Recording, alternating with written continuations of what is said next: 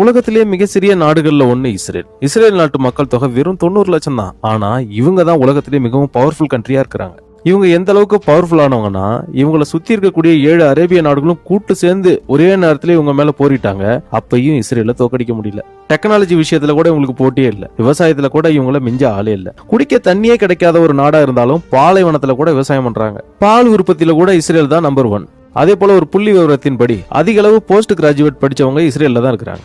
இப்ப வரைக்கும் ஒரு 8 முறை அண்டை நாடுகளோடு போரிட்டும் ஒரு முறை கூட தோத்து போகாத ஒரே நாடு இஸ்ரேல் தான். காசா மேல நடத்தப்படுற துப்பாக்கி சூட்டை நிறுத்தணும்ட்டு உலக அளவுல 53 இஸ்லாமிய நாடுகள் ஒன்னு சேர்ந்து வான் பண்ணியும், ஏன் ஐநா சபை கூட எச்சரிக்கை பண்ணியும் எதுக்கும் அசங்காத நாடு இஸ்ரேல். இந்த நாட்டோட நடவடிக்கைகள்ல நமக்கு நிறைய முரண்பாடுகள் இருந்தாலும் இவங்களை பத்தி நிறைய விஷயங்களை நம்ம சொல்லிக்கிட்டே இருக்கலாம். இப்படி 1 கோடி அளவுக்கு கூட தொடாத மக்கள் தொகையை கொண்ட இஸ்ரேல் நாட்டை கண்டு ஏன் பெரிய பெரிய நாடுகள் எல்லாம் பயப்படுது?